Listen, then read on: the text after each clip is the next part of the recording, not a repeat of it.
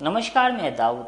City news Muzaffarpur में आप तमाम दर्शकों का स्वागत है। सिटी न्यूज के प्रायोजक हैं अंज इंटीरियर्स। हम बनाएंगे आपके घर को सपनों का घर। खबरों की ओर बढ़ने से पहले आइए नजर डालते हैं आज की मुख्य सुर्खियों पर। हेडलाइन के प्रायोजक हैं आवासीय उज्जवल विद्यापीठ। बच्चों के भविष्य के लिए एक कदम हमारे साथ बढ़ें। नए साल में नीतीश कुमार ने जिले को रिंग रोड की दी सौगात। शहर को जल्द ही जाम से मिलेगी निजात। राजद सुप्रीमो लालू प्रसाद यादव को भारत रत्न दिए जाने की मांग को लेकर राजभवन पटना के लिए साइकिल से निकले राजद कार्यकर्ता। और बेला मोतीपुर के बाद पारू में 800 एकड़ में बनेगा औद्योगिक हब। सीएम हाउस से मिली स्वीकृति। तो ये थी आज की मुख्य सुर्खियां। अब खबरें विस्तार से। मुख्यमंत्री नीतीश कुमार द्वारा नए साल में जिले को दिए तोहफे में एक परियोजना का कार्य हुआ पूरा। जल्द ही शहर को जाम से निजात मिलेगी। मुजफ्फरपुर जिले में लगने वाले जाम से निजात दिलाने के लिए शहर के चारों तरफ से गुजरने वाले एनएच को जोड़ने के लिए प्रस्तावित रिंग रोड बनेगा। इस रिंग रोड के बनने से दरभंगा, सीतामढ़ी, समस्तीपुर, बेगूसराय, शिवहर, मोतिहारी सहित अन्य जगहों से आने वाले यातायात मुजफ्फरपुर शहरी क्षेत्र में बिना प्रवेश किए हुए सीधे पटना की तरफ जा सकती है। वहीं पटना से आने वाले वाहनों को भी बिना शहर में प्रवेश किए जिधर जाना होगा जा सकेंगी, जिसे लेकर अलग अलग 3 परियोजनाओं का चयन हुआ था। इसमें से एक का काम पूरा होने को है। मधौल से मुजफ्फरपुर छपरा एनएच को जोड़ते हुए मोतिहारी 4 लेन तक मधौल काटी बाईपास का निर्माण फरवरी में पूर्ण हो जाएगा। वहीं बाकी 2 परियोजनाओं पर भी जल्द काम पूरा होना है। इस रिंग रोड की लंबाई 17 किलोमीटर है। रामदयालु नगर से हाजीपुर NH-22 में मधौल से रिंग रोड की शुरुआत होगी, जिसे पूसा रोड में मिलाया जाएगा। इसकी लंबाई 8 किलोमीटर है। वहीं दूसरी परियोजना जिसकी शुरुआत पूसा रोड से हरपुर बखरी NH-527C मुजफ्फरपुर दरभंगा 4 लेन तक होगी, जिसकी लंबाई 9 किलोमीटर है। मुजफ्फरपुर हाजीपुर 4 लेन नया NH-22 के मधौल से शुरू होकर मुजफ्फरपुर समस्तीपुर नया NH-122 और मुजफ्फरपुर दरभंगा नया NH-527C को जोड़ते हुए रिंग रोड बनेगा। इसमें NH-22 के मधौल, जहां से काटी बाईपास निकला है, इससे पहले से दिघरा पट्टी वाला पुरुषोत्तमपुर गांव 4.45 किलोमीटर का पहला प्रोजेक्ट होगा। वहीं दूसरा प्रोजेक्ट दिघरा से बखरी तक 12.55 किलोमीटर का होगा, जो बुधनगरा रजवाड़ा पथ में मनिका के पास बूढ़ी गंडक क्रॉस करते हुए NH-527C दरभंगा मुजफ्फरपुर में हरपुर बखरी में मिलेगा। इस रोड में बूढ़ी गंडक नदी पर बुधनगरा घाट पर RCC उच्च स्तरीय ब्रिज का भी निर्माण होगा। इसमें एक मुजफ्फरपुर समस्तीपुर एवं दूसरा मुजफ्फरपुर हाजीपुर रेल मार्ग पर होगा। इसकी जानकारी देते हुए मुजफ्फरपुर के जिलाधिकारी सुब्रत कुमार सेन ने बताया कि इस रिंग रोड के जरिए मुख्यमंत्री ने प्रगति यात्रा के दौरान मुजफ्फरपुर वासियों को जाम से निजात का तोहफा दिया है। मुख्यमंत्री जी ने प्रगति यात्रा के दौरान बहुत सारी सौगात जो है इस जिले को दी है, जो बहुत चिर प्रतीक्षित डिमांड रही है। चाहे वो रामदयालु हो या गोबरसही के ऊपर आरओबी हो, उसका निर्माण बहुत जल्दी शुरू हो जाएगा। इसके अतिरिक्त जो एक रिंग रोड के लिए जो ईस्टर्न बाईपास की ज़रूरत थी, तो ये हम लोगों ने रिक्वेस्ट भेजा था और हाईएस्ट लेवल पे इसको टेकअप किया गया। माननीय मुख्यमंत्री जी ने खुद उसका निरीक्षण भी किया। तो अब हम लोग ये समझ रहे हैं कि RCD जो विभाग है, पथ निर्माण विभाग, इसका जल्दी प्रपोजल तैयार करके इसमें इंजीनियर्स लग भी गए हैं। इसका प्रस्ताव समर्पित होगा विभाग में और विभाग में अपेक्षित स्वीकृति के बाद टेंडर वगैरह की प्रक्रिया प्रारंभ होगी। तो ये एक बड़ी घोषणा है, बड़ी सौगात है। इसके अतिरिक्त भी बहुत कुछ माननीय मुख्यमंत्री जी ने प्रगति यात्रा के दौरान कई नए योजनाओं का उद्घाटन शिलान्यास किया, कई नए योजनाओं की शुरुआत की। तो प्रगति यात्रा के दौरान जो है न सिर्फ मुजफ्फरपुर शहर को बल्कि मुजफ्फरपुर ज़िले के अन्य भाग को, जो बागमती नदी पर एक बड़ा पुल और रोड बनेगा गरहा से लेकर के औराई कटरा तक 850 करोड़ की लागत से, उसका भी माननीय मुख्यमंत्री जी ने अवलोकन किया है। और राजद सुप्रीमो लालू प्रसाद यादव को भारत रत्न दिए जाने की मांग को लेकर राजद कार्यकर्ता राजभवन पटना के लिए साइकिल से रवाना हुए। लालू यादव को भारत रत्न से सम्मानित करने की मांग को लेकर राजद अनुसूचित जाति प्रकोष्ठ के प्रदेश सचिव रंजीत रजक गुरुवार को अपनी साइकिल यात्रा पर निकल पड़े। उनकी इस यात्रा के सपोर्ट में लालू विचार मंच और राष्ट्रीय जनता दल के कुछ नेताओं ने जिला समाहरणालय में उनका माला पहनाकर स्वागत किया। साइकिल यात्रा पर निकले रंजीत रजक ने कहा कि लालू प्रसाद यादव दबे कुचलो लोगों को मानसिक गुलामी से आजादी दिलाने का काम किए हैं, इसलिए हम उन्हें भारत रत्न से सम्मानित करने की मांग को लेकर बिहार के महामहिम को साइकिल यात्रा कर ज्ञापन सौंपने निकले हैं। इसके लिए उन्होंने साइकिल को विशेष रूप से तैयार किया है। यह साइकिल यात्रा आज हाजीपुर में स्टे करने के बाद कल दोपहर में राजभवन जाकर राज्यपाल से मुलाकात कर लालू यादव को भारत रत्न से सम्मानित करने की मांग करेगी। बता दें कि कुछ दिनों पहले रंजीत रजक ने शहर में बड़े बड़े बैनर और पोस्टर लगाकर लालू यादव को भारत रत्न देने की मांग की थी, जिसकी खूब चर्चा भी हुई थी। वहीं अब उन्होंने साइकिल यात्रा निकालकर फिर से मुद्दा गर्म कर दिया है। देखिए, गरीबों के मसीहा और सामाजिक न्याय के जो प्रतीक हैं आदरणीय श्री लालू प्रसाद यादव जी के भारत रत्न के मांग के लिए रंजीत रजक जी के द्वारा जो मुजफ्फरपुर के रहने वाले हैं और राजद के कार्यकर्ता हैं, आज वो साइकिल यात्रा निकाल रहे हैं और साइकिल यात्रा निकाल करके वो पटना राजभवन जाएंगे, राज्यपाल महामहिम से मिल करके और वो ज्ञापन सौंपेंगे कि लालू जी को जो है भारत रत्न से सम्मानित किया। कितने लोग इनके साथ जा रहे हैं? अभी 2 लोग हैं, 2 साइकिल से हैं लोग और अच्छी पहल है और हम लोग की भी ये मांग है कि लालू जी को जो है भारत रत्न मिलना चाहिए। लगातार इसका विरोध होते आ रहा है, लोग जो है सम्राट चौधरी भी विरोध, मतलब उन्होंने कहा था कि ये सब जो है उनको लूट रत्न की उपाधि मिलना चाहिए। देखिए, सामंतवादी विचारधारा के लोग हैं, उनका काम है बोलना, लेकिन जो दबे कुचले गरीब शोषित वंचित समुदाय के जो लोग हैं सभी के लिए लालू प्रसाद यादव जी भगवान के समान है और इन सभी लोगों का भी ये मांग है कि उनको भारत रत्न मिलना ही चाहिए। HMPV वायरस को लेकर स्वास्थ्य विभाग द्वारा एडवाइजरी जारी किया गया, लेकिन स्वास्थ्य विभाग में इसकी क्या तैयारी है, देखिए ये रिपोर्ट। बिहार में HMPV वायरस को लेकर स्वास्थ्य विभाग ने एडवाइजरी जारी की है, जिसमें HMPV के बारे में विभाग कोविड-19 वाले लक्ष्य और उसी तरह की तैयारी की बात कर रहा है। इसी बीच पता ये चला है कि कोविड के समय मुजफ्फरपुर में बनाए गए ऑक्सीजन प्लांट की स्थिति काफी खराब है। खासकर सदर अस्पताल परिसर और SKMCH में लगाए गए ऑक्सीजन प्लांट में से मात्र एक ही सक्रिय है। सदर अस्पताल में 2 ऑक्सीजन कंसंट्रेटर प्लांट लगाए गए थे, दोनों फिलहाल बंद हैं। SKMCH में 2 ऑक्सीजन कंसंट्रेटर प्लांट लगाए गए थे, उसमें से एक ही चल रहा है। जिले के पारू में स्थापित ऑक्सीजन प्लांट भी बंद है। स्वास्थ्य विभाग का कहना है कि ऑक्सीजन प्लांट को चलाने वाले टेक्नीशियन नहीं हैं। सदर अस्पताल मुजफ्फरपुर और पारू में तकनीकी कर्मचारी के नहीं रहने की बात कही जा रही है। इन दोनों जगहों पर प्लांट मौजूद है, आपात स्थिति में मरीजों को राहत मिल सकती है। फिलहाल दोनों बंद है, जिसे लेकर जब हमने मुजफ्फरपुर के civil surgeon doctor Ajay Kumar से बंद ऑक्सीजन प्लांट के बारे में पूछा तो उनका कहना है कि जल्दी इसे शुरू कर दिया जाएगा। HMPV वायरस के लेकर सरकार के द्वारा गाइडलाइन भी हम लोग को मिल चुकी है और जिसके अनुरूप जो है हम लोग तत्परता से इस पर कार्रवाई भी कर रहे हैं और उस गाइडलाइन को सदर अस्पताल के अधीक्षक, SKMCH के अधीक्षक एवं सभी प्रभारी चिकित्सा पदाधिकारी को हस्तगत करा दी गई है। साथ में हमारे यहाँ सभी तरह की सेवा भी उपलब्ध है, सभी तरह की जांच भी की जा रही है और घबराने की कोई आवश्यकता नहीं है और लोगों को जागरूकता अभियान में फैलाया जा रहा है।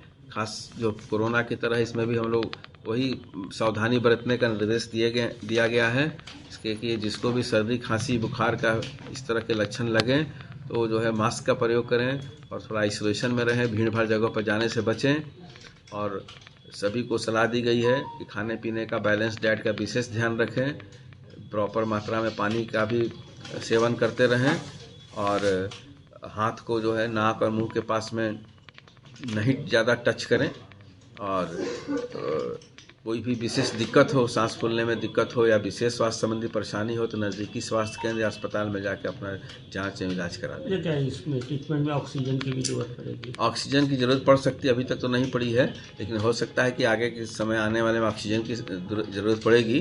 जैसे कि पहले हम लोग देख चुके हैं।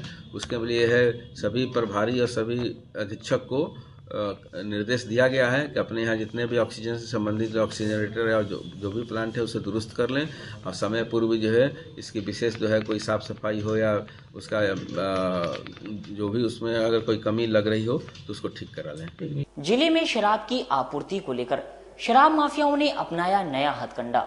बड़ी गाड़ियों की बजाय छोटी गाड़ी से ला रहे हैं शराब की बड़ी खेप। पूर्ण शराबबंदी वाले बिहार में शराब कारोबारी पुलिस और उत्पाद विभाग को चकमा देने के लिए कभी ट्रक, कभी तेल टैंकर तो कभी एम्बुलेंस के जरिए शराब की तस्करी कर रहे हैं। पर इधर कुछ दिनों से शराब माफिया उत्पाद विभाग को धोखा देने के लिए छोटी गाड़ियों का उपयोग कर रहे हैं ताकि उनकी शराब की खेप पकड़ी न जाए। इसका खुलासा हाल ही के दिनों में उत्पाद विभाग की छापेमारी में जब छोटी गाड़ियों की शराब बरामद हुआ तब पता चला। उत्पाद विभाग की टीम ने काटी थाना क्षेत्र के चैनपुर रोड से एक टोटो में छुपाकर ले जा रही विदेशी शराब की कई बोतलों के साथ एक शराब तस्कर को भी गिरफ्तार किया है। तो दूसरी कार्रवाई उत्पाद विभाग के द्वारा पारू थाना क्षेत्र के पारू चौक के समीप से एक मैजिक गाड़ी के अंदर बने तहखाना में शराब की खेप छुपाकर ले जाई जा रही थी, जिसको उत्पाद विभाग की टीम ने पकड़ लिया।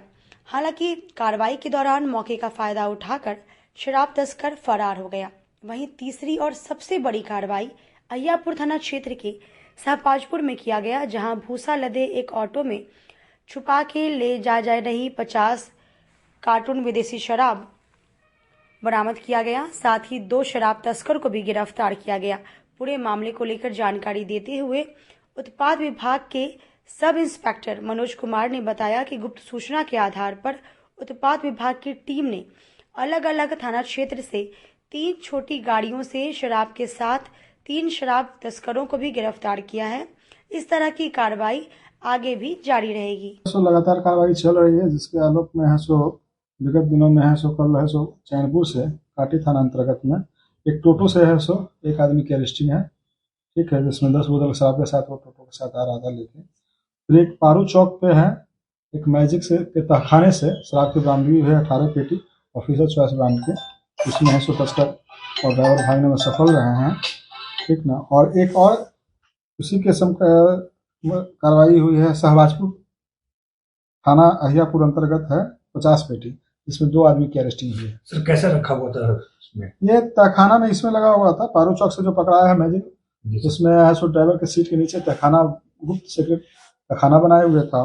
और जो सहबाजपुर से पकड़ाया है अहियापुर थाना अंतर्गत में 50 पेटी, वो भूसे की यार्ड में लेके आ रहा था। पेश होने वाले आम बजट को लेकर चैम्बर ऑफ कॉमर्स में विशेष बैठक की गई। केंद्र सरकार के द्वारा प्रस्तावित बजट पर आम व्यापारी एवं उद्यमियों के साथ आज north Bihar chamber of commerce सभागार में एक महत्वपूर्ण बैठक आयोजित की गई। बैठक की अध्यक्षता करते हुए चैम्बर ऑफ कॉमर्स के अध्यक्ष श्याम सुंदर भीमसरिया ने बताया कि 2025 बजट से पूर्व केंद्र सरकार को विभिन्न मुद्दों को लेकर ज्ञापन सौंपा जा रहा है, जैसे मूल छूट सीमा को 3 लाख से बढ़ाकर 5 लाख किया जाए, कर की सीमांत दर कुल आय 10 लाख से अधिक होने पर शुरू होनी चाहिए। वर्तमान में यह सीमा 7 लाख है और हमने देखा कि पिछले 2023 वर्षों से सरकार ने टीडीएस के प्रावधानों का दायरा बढ़ाया है, तो टीडीएस जमा करने की प्रक्रिया को सरल बनाना चाहिए, जिसमें हम सभी सेक्शन के टीडीएस एक सिंगल चालान से जमा कर पाएं। आजकल 2 टैक्स प्रणाली चल रही है। अभी जो लोग ड्यू डेट के बाद अपनी रिटर्न फाइल करते हैं, उनको पुराने टैक्स प्रणाली को चुनने का विकल्प नहीं है। ये विकल्प उनके लिए होना चाहिए। सामान्य करदाताओं के लिए पीपीएफ का ब्याज दर संशोधित नहीं किया गया है। सरकारी बॉन्ड की दरें पूर्व वर्ष 7% से 7.45% के बीच रही है, इसलिए सरकारी फॉर्मूलों के अनुसार यह दर सरकारी बॉन्ड दर से 5% अधिक होनी चाहिए। बिहार का जीडीपी और प्रत्येक व्यक्ति आय भारत में सबसे कम है। बिहार के बिना 5 ट्रिलियन की अर्थव्यवस्था का लक्ष्य बहुत दूर लग रहा है। प्रौद्योगिक और आईटी तथा नई उद्योगों को बिहार में अपनी उत्पादन इकाइयां स्थापित करने के लिए विशेष प्रोत्साहन और पैकेज दिए जाने चाहिए। सुझाव दिया जाता है कि जीएसटी न्याय निर्णय और अपीलों को फेसलेस बनाना चाहिए ताकि उत्पीड़न और भ्रष्टाचार का निवारण किया जा सके। में हम लोग सुझाव दे रहे हैं, एक तो मूल आयकर की जो सीमा है, तो उसमें अभी भारत सरकार दो तरीके से जो है वो इनकम टैक्स ले रही है। एक का जो है पहले से जो पुरानी प्रणाली चली आ रही है, जो 3 लाख रुपया तक जिन लोगों का भी है इनकम टैक्स माने इनकम है, उस पर आय नहीं लगती है। दूसरा उन्होंने एक बनाया है जो 7 लाख के श्रेणी में है। तो north Bihar chamber of commerce का ही कहना है कि उसको 3 लाख की जगह उसको 5 लाख किया जाना चाहिए, और जो 7 लाख है उसको 10 लाख रुपया किया जाना चाहिए। क्योंकि आज के तारीख में सरकार की जो ये EWS या OBC में 8 लाख रुपया जो है न्यूनतम जो है ये राशि इन्होंने रख रखा है, तो उससे कम जो है तो होना ही नहीं चाहिए। इसलिए हमारे चैम्बर की यह मांग है कि जो है इस सीमा को बढ़ाया जाना चाहिए। दूसरा हम लोगों ने दिया है कि भाई TDS वगैरह का जो प्रावधान है उसको थोड़ा और सरल करने की आवश्यकता है। तीसरा हम लोगों ने दिया है कि वैसे ऑडिट वाले करदाता जो इनकम टैक्स की रिटर्न की तारीख 31 जुलाई जो है उसको बढ़ा करके 31 अगस्त करना चाहिए, ऐसा हम लोगों का मानना है। इसके अलावा जो आजकल 2 टैक्स प्रणाली जो चल रही है, तो अभी जो लोग ड्यू डेट के बाद अपने रिटर्न फाइल करते हैं उनको पुरानी टैक्स प्रणाली को चुनने का विकल्प नहीं है। ये विकल्प जो है रहना चाहिए किसी के लिए। कहने का तात्पर्य यह है कि जो आम लोग हैं उनको आप अधिक से अधिक जो है सरल विधि से कैसे आप उसको टैक्स के दायरे में ला सकते हैं, यह सरकार का प्रयास होना चाहिए और प्रयत्न होना चाहिए, ना कि इतना उसमें उलझन भरा हुआ हो कि हम चाह करके भी सरकार को टैक्स नहीं दे सके। तो हमारी ये मांग रहेगी कि जो है इसका जो मतलब कर ढांचा जो है उसको और अधिक से अधिक सरल किया जाए। दूसरा, इसमें और बहुत सी चीजें हैं, जैसे टैक्स सेविंग पर FD है, गैर कर योग्य श्रेणियों में करदाता आधार बढ़ाने का जो सुझाव है, सरकार भी चाहती है कि करदाता की संख्या बढ़े, हम भी चाहते हैं कि करदाता की संख्या बढ़े, लेकिन ये बढ़ेगा कैसे? ये बढ़ेगा तभी जब आप उसको सरल करेंगे। आप जो ब्यूरोक्रेट के चक्कर में जो तरह तरह का जो उसमें नया नया जो माने उसको कहिए कि वो पेज जो लगा देते हैं, वो नहीं लगा करके उसको सरलता के साथ। बेला और मोतीपुर के बाद पारू में 800 एकड़ में बनेगा औद्योगिक क्षेत्र, मुख्यमंत्री से मिली स्वीकृति। मुजफ्फरपुर जिले को नए साल पर सीएम से तोहफा मिली है। 800 एकड़ जमीन में बेला से भी बड़ा इंडस्ट्रियल एरिया बसाने की अनुमति दी गई है। पटना बेतिया हाईवे पर स्थित पारू के पास 800 एकड़ जमीन चिन्हित की गई है। इसमें सटा हाजीपुर सुगौली रेल रूट भी है। इसे पटना के औद्योगिक क्षेत्र की तरह डेवलप किया जाएगा। इसमें बड़ी बड़ी कंपनी खोलने की तैयारी है। इस योजना से क्षेत्र में के विकास के साथ साथ लोगों को रोजगार भी मिलेगी। इसके अलावा गोपालगंज, चंपारण, वैशाली जिले के लोगों को भी फायदा होगा। यह हाईवे तीनों जिलों को जोड़ती है, इससे वहां के लोगों को भी नौकरी मिलेगी। सीएम नीतीश कुमार ने प्रगति यात्रा के दौरान जिले के विकास के लिए 4 लेन, ROB समेत कई तरह की योजनाओं का शिलान्यास एवं उद्घाटन किया था। इसी दौरान जिले के विकास के लिए एक बड़ा इंडस्ट्रियल एरिया बसाने की अनुमति दी, जो बेला औद्योगिक क्षेत्र से भी बड़ा होगा। अभी बेला औद्योगिक क्षेत्र में बड़े वाहनों के आवागमन में काफी परेशानी होती है। नए औद्योगिक क्षेत्र को हाईवे पर बसाया जा रहा है। इससे वाहनों के आवागमन में आसानी होगी। जिले में बेला औद्योगिक क्षेत्र के अलावा छोटे छोटे औद्योगिक कॉरिडोर भी विकसित किए गए हैं, जैसे मोतीपुर, महवल को भी इंडस्ट्रीज एरिया में डेवलप किया गया है। लेकिन राज्य सरकार ने सबसे बड़ा औद्योगिक क्षेत्र बसाने का फैसला लिया है।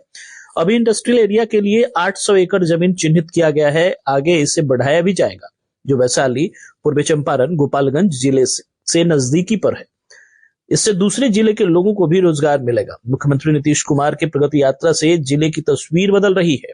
इस योजना के बारे में जानकारी देते हुए जिलाधिकारी सुब्रत सेन ने बताया कि पटना बेतिया हाईवे के पास 800 एकड़ जमीन चिन्हित की है। बहुत जल्द उसका काम शुरू होगा। इससे यह एरिया पटना से बहुत करीब हो जाएगी। यह जिले का बहुत बड़ा इंडस्ट्रियल एरिया होगा। बेला मोतीपुर के बाद यह सबसे बड़ा एरिया होगा। इसके एक तरफ से Hajipur Sugauli railway line route है, तो दूसरी तरफ पटना से बेतिया बेतिया का हाईवे है। यह एरिया पारू अंचल में अवस्थित है। देखिए, इस बार माननीय मुख्यमंत्री जी ने प्रगति यात्रा के दौरान बहुत सारी सौगात जो है इस जिले को दी है, जो बहुत चिर प्रतीक्षित डिमांड रही है। तीसरा इंडस्ट्रियल एरिया वो हम लोग डेवलप करने जा रहे हैं। पटना बेतिया जो नया हाईवे 4 लेन बन रहा है, उस पर लगभग 800 एकड़ जमीन हम लोगों ने चिन्हित की है और बहुत जल्दी उसके भी लैंड एक्विजिशन का प्लान सबमिट होगा और एक नया इंडस्ट्रियल एरिया इस जिले को, और जो सुदूरवर्ती पार्ट है वो पटना से बहुत नज़दीक हो जाएगा उस हाईवे के बनने के बाद, तो उस पार्ट में जो है एक जिले को बहुत बड़ा एक औद्योगिक क्षेत्र भी मिल पाएगा। इस दिशा में भी हम लोग प्रयास करते हैं। बेला महवल है, मोतीपुर का जो एरिया है, उसके बाद कांटी, ये पारू अंचल में है। एक तरफ से हाजीपुर सुगौली रेलवे लाइन जा रही है और एक तरफ से जो है 4 लेन जा रहा है। वहाँ हम लोगों ने 788 एकड़ लैंड को आइडेंटिफाई किया। भारतीय सेवा दल साहू पोखर द्वारा स्वर्गीय किशोर कुनार की द्वादशा पर ब्राह्मण भोज शाह श्रद्धांजलि सभा आयोजित की गई। आज स्वर्गीय आचार्य किशोर कुणाल के द्वादशा के मौके पर साहू पोखर बड़ा मंदिर परिसर में भारतीय सेवा दल साहू पोखर द्वारा स्वर्गीय किशोर कुणाल का द्वादशा कार्यक्रम सह श्रद्धांजलि सभा का आयोजन किया गया। मौके पर 51 लोगों को ब्राह्मण भोज का आयोजन किया गया, साथ ही दक्षिणा का वितरण किया गया। दल के अध्यक्ष विक्रम शराफ ने बताया कि स्वर्गीय आचार्य किशोर कुणाल द्वारा साहू पोखर के जीर्णोद्धार में महत्वपूर्ण योगदान रहा। उनका साहू पोखर से एक विशेष लगाव हमेशा से रहा है। साहू पोखर मंदिर को विशेष और दर्शनीय स्थल में विकसित किए जाने के लिए वे लगातार काम कर रहे थे। उन्होंने मुजफ्फरपुर के इस प्राचीन साहू महाराज के समय की बनी हुई मंदिर के जीर्णोद्धार कराए जाने के साथ ही मंदिर के विकास के लिए काम भी किया था।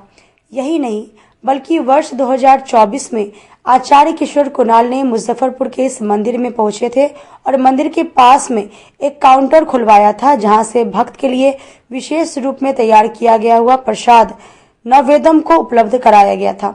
मौके पर फलाहारी बाबा मठ के महंत पवन दास, मनोज दास, टुल्लू बाबा, राकेश पिंकू, आचार्य चंदन उपाध्याय, पिंकू बाबा, मनीष कुमार सोनी, संरक्षक राजेश शराफ, हनुमान, जितेंद्र ठाकुर, सनी महतो, गोपाल शाह समेत कई मोहल्लेवासी उपस्थित रहे। ऐसा कार्यक्रम है आचार्य किशोर कुणाल जी का, क्योंकि यहाँ साहू पोखर से उनका बहुत ज्यादा हृदय से लगाव था।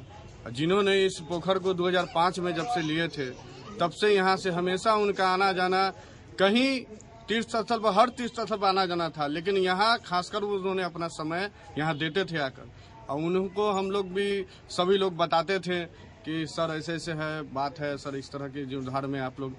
तो उनका जो कार्यक्रम जो उस दिन से जो चला आ रहा है, आज तक वो कार्यक्रम अभी तक देखिए साहू पोखर जो चमक रहा है, बस उनकी देन है। हम लोगों ने एक अवतारी पुरुष को खोया है। ये सदियों तक ऐसे पुरुष जन्म नहीं लेंगे। ये महापुरुष थे, ये अनमोल थे हम लोगों के लिए। ये एक हमारे बिहार के लिए ही नहीं, पूरे भारत के लिए ऐसे आदमी का न होना ये दुर्भाग्य है हम लोग का। मैं इतना बस कहूँगा, मैं विक्रम शराफ इतना कहूँगा कि बस ऐसे महापुरुष मतलब हमेशा जन्म ले, ताकि एक सनातनी के रूप में जो हम लोग के ध्वजावाहक थे, जिनके एक आवाज से यहाँ हर एक बच्चा बच्चा उनके नाम से मतलब कि प्रेरणा मिलता था, उनको सीख मिलता था। इसके लिए हम प्रार्थना करेंगे कि उनके जैसा नहीं, उनके परछाई कम से कम बन के हम लोग। साहू पोखर में क्या कुछ योगदान था उनका? साहू पोखर में अभी आप देख रहे हैं कि जीर्णोद्धार कार्यक्रम अभी बहुत चल रहा था। इस बीच में बहुत सारी काम बची हुई थी, जिनका उन्होंने इस पर मतलब मंथन भी किया था, उनकी बात की थी, यहाँ के कमेटी से बात की थी। तो उनका योगदान था कि साहू पोखर को बहुत आगे तक ले जाना है, लेकिन भगवान को कुछ और मंजूर था। इसके लिए कि हम लोग को इस बात को बहुत पछतावा हो रहा है। इससे ज्यादा हम लोग क्या नाम आज उनके अथी में आज द्वादश कार्यक्रम में ब्राह्मण भोज और कुछ जरूरतमंद लोगों को भारतीय सेवा दल के द्वारा भोजन कराया जा रहा है। और मैं तो यही कहूँगा कि बहुत अपूर्व क्षति है हमारे बिहार के लिए, खासकर साहू पोखर के लिए तो बहुत बड़ी क्षति। वक्त हो चुका है एक छोटे से ब्रेक का, बने रहिए हमारे साथ। देखते रहिए सिटी न्यूज मुजफ्फरपुर। अपने सपनों की आशिया को दे एक नई पहचान माँ भवानी डेकोर प्राइवेट लिमिटेड के साथ, जो है ऑथराइज्ड डिस्ट्रीब्यूटर ऑफ कजारिया। देश की मिट्टी से बनी टाइल से देश को बनाते हैं। और जहां मिलती है सभी प्रकार के Indian and imported granite, marble, sanitary एवं कोटा स्टोन का अनोखा एवं आकर्षक संग्रह। माँ भवानी डेकोर प्राइवेट लिमिटेड मतलब a complete floor solutions. New 0 mile Dadar road Muzaffarpur. Call 9934753111। Muzaffarpur जिले की शान बन चुकी बाबा लहठी अब लोगों की जरूरत बन चुकी है। अत्याधुनिक रेंज और भरोसे को समेटे हुए लोगों के लिए नई नई डिजाइनर लहठी बाजार में उतारते रहते हैं। ऐश्वर्या राय बच्चन, सचिन तेंदुलकर की पत्नी से लेकर न जाने कितने सारी नामी हस्तियां इस लहठी के दीवाने हो चुके हैं। लोगों के साथ ने ही बाबा लहठी की पहचान देश से लेकर विदेश तक बनाई है। ऐसा साथ बनाए रखने के लिए आप लोगों का तहे दिल से धन्यवाद।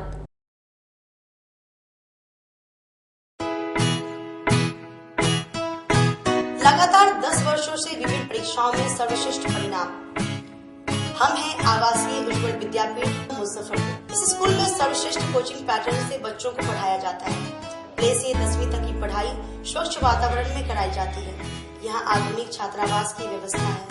उज्ज्वल विद्यापीठ का मुख्य उद्देश्य रामकृष्ण मिशन, नवोदय नेतरहाट, सैनिक स्कूल, सिमुलतल्ला गुरुकुल, सिंधिया कन्या विद्यालय जैसे अनेक भारतवर्ष के प्रतिष्ठित विद्यालयों में कुशल प्रशिक्षित अनुभवी एवं शहर के सर्वश्रेष्ठ शिक्षकों द्वारा तैयारी कराई जाती है। 1.5 एकड़ में फैला इस स्कूल का वातावरण काफी शांत है। Free computer classes, science lab और स्मार्ट क्लासेस है।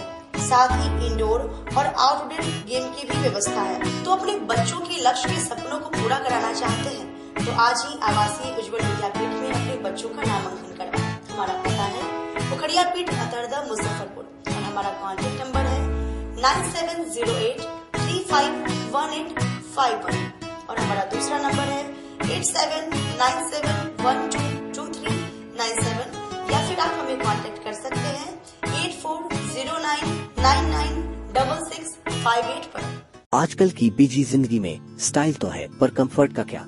आपके इसी स्टाइल और कंफर्ट को बेहतर बनाने के लिए नीलकमल लेकर आए हैं first exclusive factory outlet showroom in Mithanpura Muzaffarpur, जहां home furniture, office furniture, mattress and wedding special pay up to 50% off with EMI facility. Style भी, कंफर्ट भी। उत्तर बिहार का पहला नीलकमल का एक्सक्लूसिव शोरूम आपका स्वागत करता है। एक बार सेवा करो। अगर आप भी अपने सपनों का घर सुंदर बनाना चाहते हैं तो हम बनाएंगे आपके घर को सपनों का घर। हम हैं अंज इंटीरियर्स, जहां आपके घर को सुंदर बनाने के लिए इंटीरियर डिजाइनर प्लानिंग करके तैयार करते हैं और आपके अनुसार आपके घर को सुंदर बना देते हैं। तो एक बार हमारे यहाँ अवश्य पधारें। हमारा पता है अंज interior, Chandni Chowk, Sadatpur, first floor of C8 shoppe. हमारा संपर्क नंबर है 9263237503। ब्रेक के बाद एक बार फिर से आप तमाम दर्शकों का स्वागत है।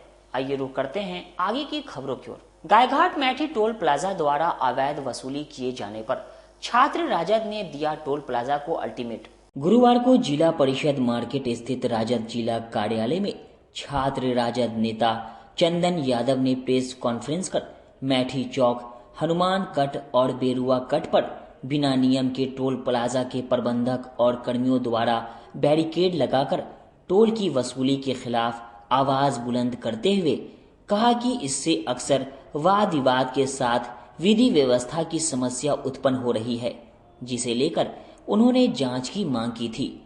बुधवार को SDO पूर्वी अमित कुमार ने DM सुब्रत कुमार सेन को जांच की रिपोर्ट सौंप दी है। SDO पूर्वी ने कार्यपालक दंडाधिकारी पूर्वी अजय कुमार और अपर जिला परिवहन पदाधिकारी राजू कुमार से पूरे मामले की जांच कराई थी। दोनों अधिकारियों ने घटना स्थल पर जाकर मामले की छानबीन की।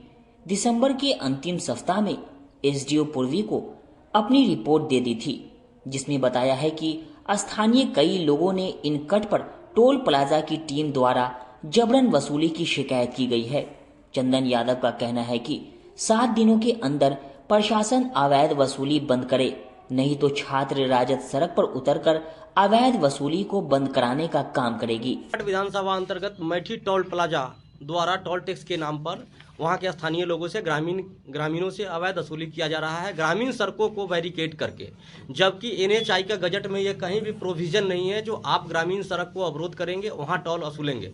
2015 का गजट का अमेंडमेंट, 2008 के गजट का अमेंडमेंट जो 2015 में हुआ था वो मैंने जांच टीम को सौंपने का काम किया था। मेरे ही शिकायत के आलोक में अनुमंडल पदाधिकारी पूर्वी ने जांच टीम बनाई थी और जांच टीम ने स्थल पे जाके वहां जांच किया, लोगों से जानकारी जुटाई और गजट का भी उन्होंने अध्ययन किया। तो उसमें स्पष्ट रूप से है जो आप NH पे जो टोल है, आप NH के माध्यम से जो लोग गुजरेंगे, स्थानीय लोग हो या फिर बाहर के लोग हो, उनसे आप टोल लेंगे। जो ग्रामीण सड़क है उस पे आप टोल नहीं वसूल सकते हैं। इसके लिए हमारे द्वारा शिकायत की गई थी। शिकायत के आलोक में जांच टीम बनी।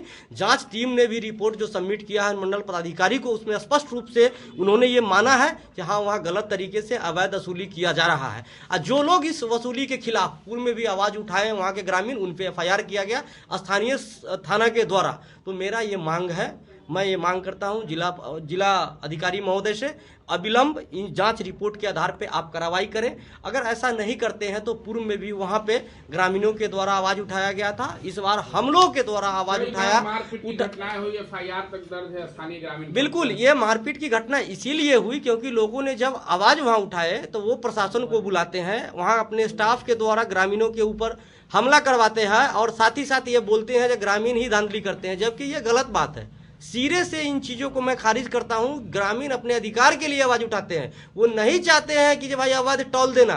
जो आदमी 2 किलोमीटर 1 किलोमीटर की दूरी से आता हो और वो भी ग्रामीण सड़क होकर गुजरता हो, वो टोल क्यों देगा? ये गजट में भी प्रावधान नहीं है। ये जांच कमेटी भी इनका ये माना है जो भाई ऐसा नहीं है, ये गलत है, फिर भी ये धांधली कौन रोकेगा? कांटी थर्मल पावर कामगार यूनियन के सदस्य पूर्व मंत्री अजीत कुमार के नेतृत्व में अपनी समस्याओं को लेकर जिला अधिकारी से मुलाकात कर ज्ञापन सौंपा। कांटी थर्मल पावर में कार्यरत कामगारों का प्रतिनिधि मंडल अपनी विभिन्न मांगों को लेकर गुरुवार को पूर्व मंत्री अजीत कुमार के नेतृत्व में जिला अधिकारी से मिला एवं उन्हें ज्ञापन सौंपा। जिला अधिकारी को सौंपे गए ज्ञापन में मजदूरों ने बीते 1 नवंबर को थर्मल पावर प्रबंधन, जिला प्रशासन के प्रतिनिधि एवं मजदूर प्रतिनिधि के बीच हुए समझौता को समय सीमा के अंदर NTPC द्वारा लागू नहीं किए जाने तथा मजदूरों को धमकाने एवं नौकरी से निकालने की बातों को मुख्य रूप से उल्लेख किया। मजदूरों ने जिला अधिकारी से कहा कि प्रबंधन बिना भेदभाव के हम मजदूरों को समान काम के लिए समान वेतन की सुविधा दें, साथ ही पूर्व से मिल रहे HR एवं अन्य सुविधा जिससे प्रबंधन ने बंद कर दिया है उसे शीघ्र चालू करें। जिला अधिकारी से मिलने के बाद पूर्व मंत्री अजीत कुमार ने कहा कि DM साहब ने मजदूरों की बात को गंभीरता से सुना है, साथ ही उन्होंने मजदूरों के द्वारा दिए गए ज्ञापन के आलोक में NTPC प्रबंधन से जवाब तलब किया है। NTPC प्रबंधन ने कहा था कि जनवरी 25 में हम ये विसंगति को दूर कर देंगे। इससे पूर्व UPL कंपनी थी जो ज्वाइंट वेंचर का NTPC का ज्वाइंट वेंचर का कंपनी था, वह कंपनी NTPC के रिक्वायरमेंट के हिसाब से मैन पावर देता था और मैन पावर जो थर्मल में कामगार के रूप में थे उनको UPL कंपनी कई सुविधा उपलब्ध करा रही थी। UPL कंपनी से जब इनका ज्वाइंट वेंचर समाप्त हुआ है तो वो जिस मजदूर को HR में कई तरह की सुविधा दिया जा रहा था उस सुविधा को बंद कर दिया गया है, कुछ को दिया जा रहा है, कुछ को बंद कर दिया गया है। तो मेरा कहना है कि मजदूरों के साथ NTPC प्रबंधन बड़े पैमाने पर जोर जुलूम कर रही है और जब मजदूर अपने हक, अपने डिमांड के लिए खड़े होते हैं तो उन्हें कहा जाता है कि आपको मुकदमा करके निकाल देंगे। तो मैं आपके माध्यम से न केवल जिला प्रशासन बल्कि NTPC प्रबंधन से भी कहना चाहते हैं कि दमनात्मक कार्रवाई मजदूर पर आप करिएगा तो हम इसको बर्दाश्त नहीं करेंगे। हम स्थानीय हैं और सबसे पहले स्थानीय लोगों का बनता है कि NTPC में अगर रोजी रोजगार का बात है तो स्थानीय लोगों को प्रतिनिधित्व मिलना चाहिए प्राथमिकता के आधार पर, लेकिन उनका जो दमन का नीति है वो स्थानीय लोगों पर ज्यादा चल रहा है। तो इसीलिए हमने जिलाधिकारी महोदय को कहा है कि आप सारे मामला को संज्ञान में आप लीजिए और अपने स्तर से मजदूरों के हित में कैसे कार्रवाई हो सके, कैसे फैक्ट्री लॉ और ये लेबर लॉ के हिसाब से जो मजदूरों को सुविधा दे है वो मिले, इस पर कार्रवाई करे। जिलाधिकारी महोदय ने काफी सकारात्मक रूप दिखाते हुए एनटीपीसी से सारा रिपोर्ट जो हम आज मजदूरों के साथ मिलकर जो ज्ञापन दिया है वो सारा रिपोर्ट का उन्होंने मांग किया है और उन्होंने कहा है कि तुरंत कार्रवाई करेंगे। 15 दिन का समय जिलाधिकारी को हमने दिया है। 15 दिन में अगर कार्रवाई नहीं होगा तो फिर हमारा कार्रवाई शुरू होगा, मजदूरों का कार्रवाई शुरू होगा। हम कतई मजदूरों के सवाल पर हम समझौता नहीं कर सकते हैं, क्योंकि यही मजदूर इस एनटीपीसी को चलाता है। अधिकारी तो माल मारते हैं, मजा मारते हैं, लेकिन मजदूर कड़ाके के ठंड में भी ठिठुरते हुए और इस थर्मल पावर को चला के और राष्ट्र के लिए काम कर रहा है और अधिकारी इसका शोषण कर रहे हैं। इसको हम कतई बर्दाश्त नहीं करेंगे। खबरों का सिलसिला यहीं होता है समाप्त। अब मुझे और मेरी पूरी न्यूज टीम को दीजिए इजाजत। कल फिर मिलेंगे आपसे शहर की तमाम खबरों के साथ। नमस्कार।